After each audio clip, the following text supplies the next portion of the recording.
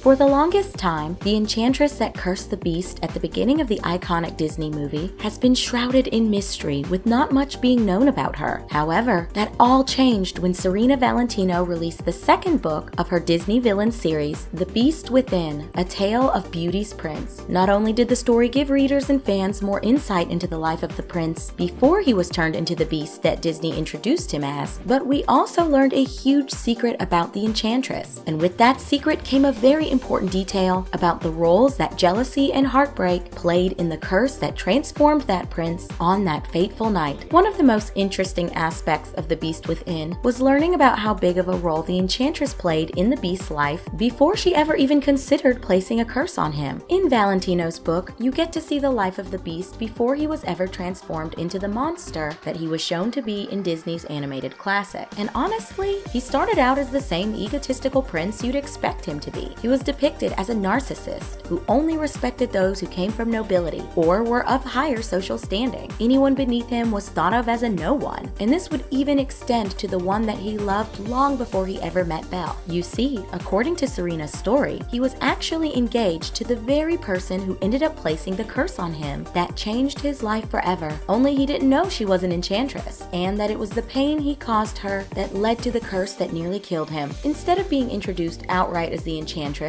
her character was introduced in the story as a beautiful young woman named Circe, who unbeknownst to the prince didn't come from a rich or royal family, at least not in the way that he expected. In The Beast Within, though the prince might not have known it at first, Circe actually came from a rather poor family who lived and worked on a pig farm, and this was a lifestyle that certainly didn't fit the prince's criteria for a proper woman. You know, because he was a pompous narcissist. Thankfully though, he didn't know about Circe's home life, so their relationship was actually going really well. Little did either of them realize though, a familiar villain was about to shake up their life and cause Circe to reveal who she really was to the prince, who would prove that his love for her wasn't really that strong. Along with Circe, the prince had one other person that he was really close to, at least according to Valentino's book, and that person was none other than the equally egotistical Gaston, who was pointed out in The Beast Within as being the only lower class person that the prince actually respected. Now, even though he wasn't noble or wealthy either, Gaston brought it upon himself to tell the prince that he was engaged to a poor and lowly pig farmer, and that if he married her, he would bring shame to the kingdom. And while at first the prince didn't believe Gaston, the book explained that the future Disney villain brought the prince to Circe's farm to prove it. That would then lead to a chain of events that not only revealed that Circe was the Enchantress, but also that the curse placed on the prince was done so out of pain and jealousy, not contempt for casting her aside during his party like Disney wanted fans to believe. In The Beast Within, after the prince witnessed with his own two eyes that Circe's family were in fact pig farmers, he made a big fit and publicly embarrassed her in front of her entire family before he officially called off their engagement. And it was because of the humiliation that he caused Circe in the book that it was revealed the truth about her lineage and the fact that she was the daughter of a royal family of witches. Right then and there, Valentino solidified the idea that Circe was the Enchantress, and because of the humiliating pain and the jealousy she felt after the prince broke off their engagement, she would alter the course of his life forever. After the discovery that Circe belonged to a family of royal witches, the identities of her sisters were also revealed, quickly explaining the strength and maliciousness behind the true curse that was placed on the prince. You see, in the original story that Disney showed in Beauty and the Beast, the curse that turned the prince into a ferocious-looking beast appeared to be instantaneous, but according to Serena's book, that was not necessarily the case, and the true depth of the curse was actually far darker and more drawn out. According to The Beast Within, Circe had three sisters who were very powerful witches just like she was. Only unlike Circe, her three sisters, Ruby, Martha, and Lucinda, weren't the kind-hearted type. In fact, the three of them have made appearances in every single one of Serena's books within the villain series, and they typically play a sinister role in almost all of the stories, including this one. The three sisters, known as the Odd Sisters, were enraged by the way that the prince treated their little sister, as any good sibling would be. But instead of simply humiliating the prince back, they convinced Circe to almost ruin his entire life. And because of the jealousy and pain that she was feeling in her heart, according to the book, Circe went along with the Odd Sisters' plan, which is when the curse of the beast came into play. Serena Valentino explained in her book that when Circe and the Odd Sisters cast the spell on the prince, the curse was slower than the movie initially portrayed, and instead of being instantaneous, the prince would slowly be transformed into a beast if he was unable to find true love by his 21st birthday. Along with the curse, Circe and the Odd Sisters also gave the prince a rose to act as an hourglass glass along with a mirror to act as a constant reminder of what he was becoming. According to Serena's story, the prince began to take the curse seriously when he realized that he had begun to age rapidly over the next few months. All the while, Circe and her 3 sisters were keeping constant tabs on the prince to see how the curse was affecting him. And as his paranoia continued to build, the prince decided to try to break the curse by getting engaged to another princess named Tulip, though that would prove to be a pointless effort. After he saw the curse was still affecting him, it was at that point in the book that the prince blamed Tulip and claimed that she didn't really love him before he kicked her out of his kingdom. Shortly after that incident, the prince nearly attacked Gaston while the two were out on a hunt, which caused him to finally shut himself away from the world as the transformation into the beast completed itself. But that wasn't the end of his torment, and though he might not realize it, the pain that he caused Circe would continue to haunt him well after his transformation. Surprisingly enough, that wasn't the end of the curse, and in fact, things would only continue to get worse for the beastly prince as the Odd Sisters continued to manipulate his life without Circe's knowledge. You see, much like a real sibling would be, the Odd Sisters were very upset with the prince, and he would never find happiness as long as they had a say in the matter, and according to the beast within, they did. While Circe wanted to give the prince a chance to redeem himself and determine his own fate, the Odd Sisters weren't so kind. They began to manipulate everything around the beast to ensure that he would fail at finding true love. For instance, according to the book, the Odd Sisters were the ones who manipulated the wolves and had them attack Belle as soon as she left the safety of the castle. They were also the reason why Gaston thought about putting Maurice in an institution. But what really solidified their hatred of the man who hurt their little sister was during the fight between Gaston and the beast on the top of the castle. During that entire fight, Serena described that the Odd Sisters had been casting spells to help Gaston, which ended up working as the beast died. The Odd Sisters were shown to be delighted by the prince's death, and they had apparently expected their sister Circe to be excited as well, considering how much he had hurt and humiliated her. But it turned out that wasn't the case, and just because she had been manipulated by her evil sisters into placing the curse on the prince in the book didn't mean that she had to be truly evil like them. When Circe learned about her sisters and the fact that they had been meddling with the curse, she was infuriated, which surprisingly enough led her toward redemption and proved that she wasn't really a villain like her sisters. After Beast's death at the hands of Gaston, Serena explained that the only reason he was able to come back to life was that Circe allowed it to happen. Instead of being thrilled by the Beast's death like the Odd Sisters expected her to be, Circe was enraged and used her magic to bring him back to life. And on top of that, she even broke the curse and allowed the Beast to turn back into the prince, though that likely would have happened anyway considering he and Belle were truly in love. In the book, it was revealed that Circe no longer felt any hatred or jealousy towards the Beast, and she was even watching in on the prince and Belle as they danced together in the castle. It was a happily ever after in an otherwise heartbreaking story, and though Circe didn't find love, she did allow herself to be happy again. What do you think though? Did the prince deserve to be cursed because of the way that he had treated Circe?